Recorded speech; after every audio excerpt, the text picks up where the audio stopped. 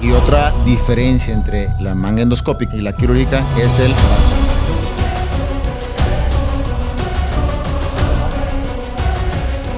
Bienvenido al segundo episodio de Digestorio. Estamos hablando sobre la obesidad. Así que en esta ocasión vamos a hablar sobre los procedimientos, ya sea quirúrgicos y no quirúrgicos, que de hecho se dividen en parte restrictiva y malabsortivos. Aquí en el segundo episodio igual continuamos con el especialista en la cirugía bariátrica, el doctor José Daniel Reyes, quien nos va a hablar y vamos a tener algún cierto debate si qué decidimos, si endoscópico o quirúrgico. Realmente aquí no es de un debate, no es de pelear ni nada de eso, sino ofrecerle la mejor opción al paciente.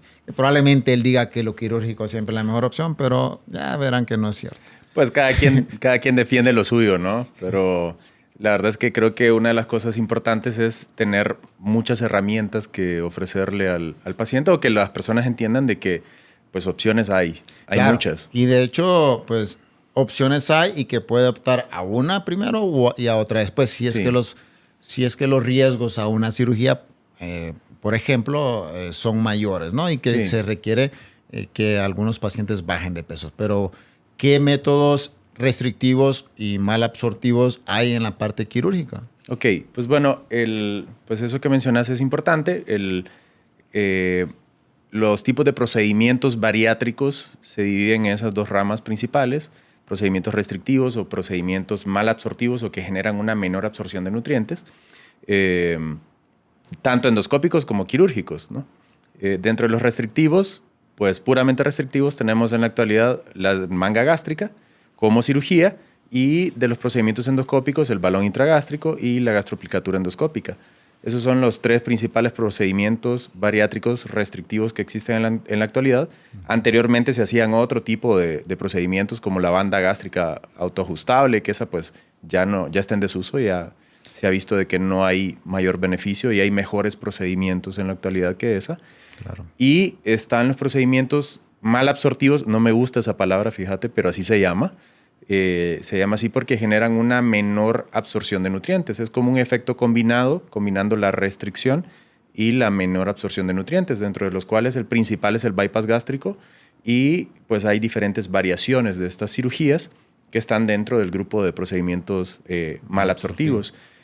Aparte de la diferencia en cómo funcionan los diferentes procedimientos, algo importante de entender es que no todos los pacientes son elegibles a cualquier tipo de procedimiento. O sea, no todos los pacientes son elegibles a una manga, a un balón, a un bypass gástrico. Entonces, lo importante es individualizar el caso de cada paciente para poder ofrecerle la mejor opción posible, o la que le dé los mejores resultados a corto y a largo plazo. O sea, que no hay uno mejor ni ninguno peor, ¿no? En realidad tenemos no. varias opciones en el cual el paciente se debe de evaluar de forma integral y darle la mejor opción, ¿no? Puede ser endoscópico o quirúrgico, o puede ser ya solamente restrictivo o malabsortivo, ¿no?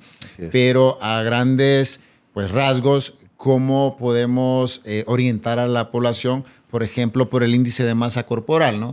¿Cuál paciente se puede beneficiar, ya sea de la parte quirúrgica o la parte endoscópica? Ok, pues bueno, pues como decías al principio, pues yo me inclino más por la parte quirúrgica porque es lo que yo hago, ¿no? Pero sí hay situaciones en las cuales un paciente con un índice de masa corporal muy alto se puede beneficiar de algo endoscópico, sobre todo cuando el riesgo cardiovascular es muy alto como para someterlo a una intervención quirúrgica grande, como un bypass o una manga gástrica. Pues hay opciones para utilizarlos como terapia puente, le decimos, para llegar a una cirugía, que el paciente pueda perder una buena cantidad de peso con un procedimiento no invasivo, para posteriormente darle el tratamiento definitivo, que sería pues cualquiera de las opciones quirúrgicas. Ahí en ese caso, además del riesgo cardiovascular, ¿solo por el índice de masa corporal hay algún rango que tú decidas darle una terapia? Sí, fíjate que pues es algo, yo creo, muy personal del cirujano. Pues nosotros tenemos estadísticamente más o menos cuánto puede llegar a perder de exceso de peso una persona con cada uno de los procedimientos. Y eso sí es un factor importante a considerar al momento de ofrecerle una cirugía a un paciente. Por ejemplo, mi criterio muy personal, pacientes con IMC de 40 en adelante, pues yo me iría más por un procedimiento combinado, un procedimiento que genere una menor absorción de nutrientes, más que por un procedimiento puramente restrictivo. Porque estadísticamente yo sé de que a pesar de que va a perder una buena cantidad de peso, va a mejorar su calidad de vida y su funcionalidad, probablemente se quede corto en la pérdida de peso y le iría mejor, digamos, en cuanto a la pérdida de peso y control metabólico, con un bypass gástrico o algún otro tipo de cirugía más potente. Entonces, vamos a hacerlo así, vamos a irnos por partes, ¿no? Aquel paciente que está en sobrepeso. Por ejemplo, índice de masa corporal, bueno, sabemos que es de 25 a 30, ¿no? Pero, por ejemplo, el balón intragástrico, puedes optar a un balón de índice de masa corporal pues de 27 a 30 y principalmente si tienes comorbilidades, ¿no? Que ya hablamos pues en el episodio anterior, que los invitamos a que vayan a ver el episodio anterior. Entonces, en ese rango está el balón intragástrico. Entonces, ¿qué pasa con el paciente que está entre 30 y 35 de índice de masa corporal? Ahí es pues algo, ahí vamos a entrar un poquito en controversia, es algo controvertido, depende mucho del criterio de cada médico, del médico tratante, del cirujano o del endoscopista, pero si el paciente tiene un IMC de 30 en adelante con algo metabólico, un problema metabólico, ya sea diabetes mellitus, ya sea síndrome metabólico o alguna enfermedad metabólica, lo ideal sería algún tipo de cirugía. Pero vámonos así como, ok, vamos, si te toca elegir de 30 a 35, sin comorbilidades, o ¿qué le ofrecerías? O con comorbilidades, ¿qué le ofrecerías? Así sin comorbilidades, pero que ya ha intentado perder peso en varias ocasiones, pues yo personalmente le ofrecería una manga gástrica. Siempre y cuando no tenga contraindicación para una manga gástrica, que sería, por ejemplo, reflujo gastroesofágico. Si el paciente, ahí podría optar a un bypass gástrico. A un bypass gástrico. Okay, de 35 a 40, entonces. También podría ser elegible probablemente más a una manga gástrica si no tiene comorbilidades metabólicas, pero si tiene comorbilidades metabólicas sería un bypass. Por ejemplo, si es un paciente con 36 de IMC con diabetes mellitus, la cirugía ideal para esa persona es un bypass gástrico, aunque su grado de obesidad no sea tan alto. ¿Por qué? Porque le va a dar mejor control metabólico y las probabilidades de llegar a remisión de la diabetes son muchísimo más altas con el bypass gástrico que con la manga gástrica. Entonces, si el paciente no tiene comorbilidades metabólicas, perfectamente podría ser elegible a una manga gástrica. Y de mayor de 40, pues ya dijiste. Yo me iría más por un bypass gástrico o alguna otra opción. Por ejemplo, hay pacientes con grados de obesidad más altos, ¿qué te digo? De 48, 50, 60 en adelante, en los que hemos visto que estadísticamente se quedan cortos en la pérdida de peso con un bypass gástrico. O sea, a pesar de que el bypass es considerado la cirugía metabólica o la mejor cirugía metabólica a nivel mundial y es la más realizada, en ese rango de obesidad, pues los pacientes tienden a quedarse cortos en la pérdida de peso. O sea, del 100% que esperas que como meta máxima que pierdan, se quedan en un 60%, que eso pues los deja en un grado alto de sobrepeso todavía. Y seguimos teniendo riesgos de comorbilidades o algunos inclusive se siguen quedando en un grado bajo de obesidad. En ese tipo de pacientes tenemos otras opciones que se ha visto que tienen una pérdida de peso un poco más potente que el bypass gástrico y con igual control metabólico, como las biparticiones intestinales o los SADIs, que es una cirugía un poco más agresiva en cuanto a la mala absorción. Pero habitualmente el rango de pacientes que operamos, la mayoría de los pacientes que operamos son en un rango de IMC entre 30 y 48, 50 más o menos. Pacientes con grados de obesidad más altos raras veces llegan a este tipo de procedimientos. Y con estos pacientes, ¿decides en algún momento, por ejemplo, colocarles un balón intragástrico o de plano? Sí, sobre todo los pacientes con IMCs arriba de 50. O sea, por ejemplo, un paciente con IMC de 55, 60, podría ser ideal colocar un balón intragástrico. Una terapia puente, como lo dijiste, ¿no? Para que los riesgos cardiovasculares o el riesgo de la cirugía en sí pues sean menores y que realmente puedan pues beneficiarse y posteriormente a un bypass gástrico. Bueno, también está lo de la manga endoscópica o la manga laparoscópica, que de hecho pues tienen que el mismo principio, pero sí hay diferencias entre una y otra. Que de hecho entre 30 y 35 se podría practicar una gastroplastía endoscópica e incluso de 35 a 40 sin comorbilidades. Sí. Idealmente, si ya tiene comorbilidades, pues sí se puede optar, o sea, lo ideal es optar a una manga laparoscópica. Sí. Pero tenemos cada vez más procedimientos endoscópicos que vienen, pues, no a hacer competencia de la cirugía, realmente vienen a acompañar. Es un complemento. Acompañar a un complemento para poder bajar de peso. E incluso en aquellos pacientes que hubo alguna reganancia se puede hacer utilidad de estos métodos endoscópicos. Sí, sobre todo, pues por ejemplo, yo siempre digo que el éxito de cualquier procedimiento para el paciente es escoger de entrada el procedimiento que le va a dar los mejores resultados a largo plazo. ¿Okay? O sea, dicho de otra manera, en el caso de la cirugía, operarlo una sola vez. O sea, hacerle la mejor cirugía posible.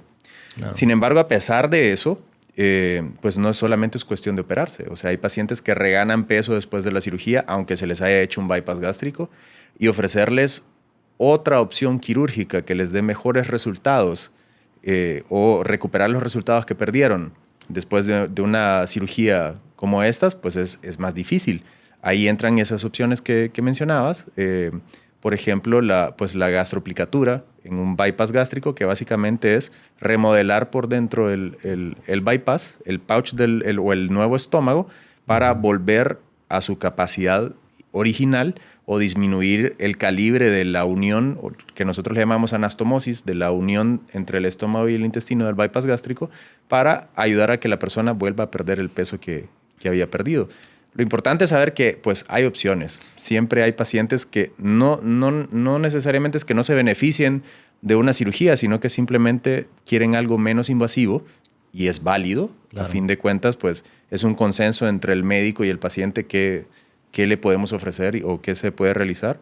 Y pues tenemos diferentes opciones a la mano que podemos realizar aquí en el país. Sí, que de hecho, pues esa es la finalidad de este episodio del podcast, donde podemos observar que contamos con varios procedimientos y que uno se beneficia, o sea, uno puede complementar el otro procedimiento y viceversa. Pues. Entonces, como mencionamos al inicio del episodio, es importante hacer algunos estudios que te van a ayudar a poder valorar si hacerle una manga laparoscópica o un bypass gástrico. De hecho, uno de los estudios es la endoscopía digestiva alta, para ver si hay alguna contraindicación. ¿Y cómo te sirve a vos para poder tomar decisiones?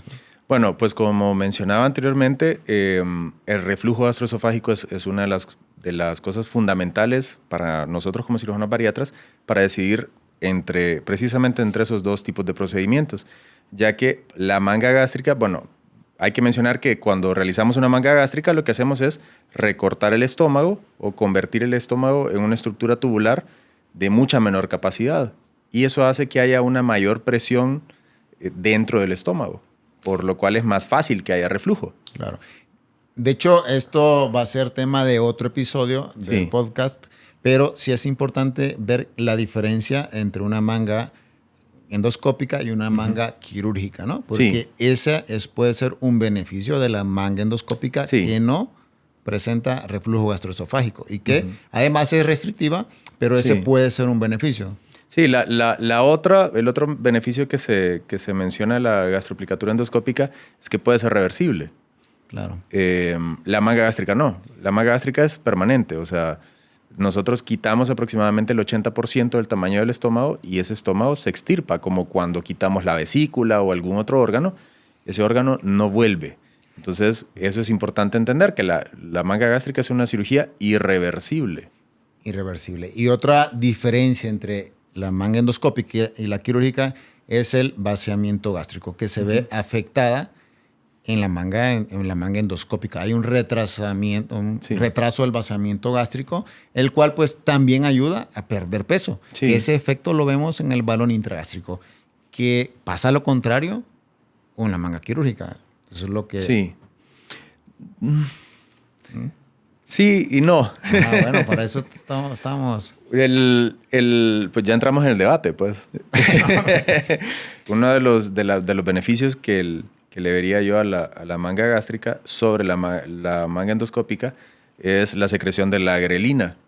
Aunque también se ve disminuye, pero en la manga gástrica pues ya no hay. O sea. No, eso sí tiene razón. Claro, es que aquí no estamos diciendo cuál es mejor o peor. Exactamente. ¿no? Todos tienen sus beneficios y sus contras, ¿no? Uh-huh. Y tiene razón. O sea, algo que es que la grelina, pues sí hay que explicarle al paciente que es la hormona encargada de él. De producir apetito. Entonces, se produce en la parte del estómago que se llama fondo gástrico. Y lo que hace pues es estimular al cerebro o avisarle al cerebro que el estómago está vacío y que tenemos que comer. Y cuando el periodo de ayuno pues dura un buen tiempo, se sigue produciendo más. O sea, mientras estemos en ayuno se va a seguir produciendo y eso tiende a generar mucha ansiedad, claro, sobre todo en las personas con obesidad. Claro, y ese es el beneficio de la manga quirúrgica, pues que sí. No hay ya secreción, ¿no? Sí. Pero en la manga endoscópica sí hay un descenso hasta un 29-30%, aunque pues la que está en ayunas, por decirlo así, no se ve afectada. Pues, o sea que siempre el paciente puede presentar hambre. Pues. No, pues como decías, pues no es cuestión de satanizar una o decidir qué es mejor. O sea, recalcamos, pues estamos mencionando que hay diferentes opciones. Claro. ¿Qué es lo importante? Pues buscar ayuda, buscar la opinión de un experto, o sea, una evaluación y que pues podamos ver qué opciones le podemos ofrecer al paciente, decidir qué es lo mejor para cada caso. Claro, así como al inicio hicimos la distinción de lo que era la parte restrictiva o la parte mal absortiva, también la parte endoscópico y lo quirúrgico, ¿no? Ambos se complementan para poder darle las mejores opciones, sabiendo que no solamente es el procedimiento pues, en sí, sino que como dijimos en el episodio previo, pues el apoyo multidisciplinario es muy importante. Sí, el seguimiento es de las cosas más importantes. Pues yo siempre le digo a los pacientes en la consulta de que después de la cirugía viene la parte más importante, que es el seguimiento. Si una persona se realiza una cirugía bariátrica o un procedimiento endoscópico bariátrico y no tiene el seguimiento adecuado o pues queda por su propia cuenta, pues no se van a tener los resultados que se quisieran. Se va a ver desaprovechado el procedimiento y la inversión, que eso hay que decirlo, pues no son procedimientos baratos tampoco. Claro. Entonces, pues es prácticamente una pérdida de tiempo, oportunidades y dinero el no tener un seguimiento correcto, que es algo que ocurre muy frecuentemente en los pacientes que realizan turismo médico, que aquí en Honduras se da muchísimo. Yo creo que la mayoría de las personas que se hacen alguna intervención bariátrica lo hacen fuera del país. ¿Por qué? Porque la parte económica es lo que más llama la atención, ¿no? Se terminan yendo fuera del país. Bueno. Y además que es su turismo porque van a visitar una ciudad muy bonita. Habitualmente, en otro país. Entonces, eso es como un atractivo, pero no ven la parte... Exactamente. O sea, todos los procedimientos tienen riesgos de complicaciones, para empezar. Sí. Entonces, imagínate realizarte un procedimiento, regresar a tu país y venir con una complicación o que te venga a ocurrir una complicación estando aquí, ¿quién te la va a resolver? O sea, ha de ser muy difícil intentar volver a Colombia, por ejemplo, con una complicación quirúrgica, con una perforación o algo por el estilo. Ya me ha pasado a mí... que no es parte del episodio, pero sí ha tocado resolver algunas complicaciones por cirugías o por incluso balones intragástricos que se han colocado fuera de Honduras. Ya para finalizar lo del podcast, hemos hablado sobre los procedimientos quirúrgicos y endoscópicos a grandes rasgos. Los invitamos más adelante, si quieren profundizar en algún tema de esto, pues que más adelante vamos a estar platicando con el doctor José Daniel Reyes. Aquí vamos a estar hablando más y que nos sigan también, pues si les pareció interesante la información o les llama la atención, pues vamos a seguir brindando información. ¿Cómo apareces en las redes sociales? Como doctor Daniel Reyes Bariátrica. Estás aquí en Tegucigalpa, ¿no? Sí, estoy aquí en Tegucigalpa. Bueno, pues no olviden seguirnos. Yo soy el doctor César Troches, gastroenterólogo. Muchas gracias por su atención.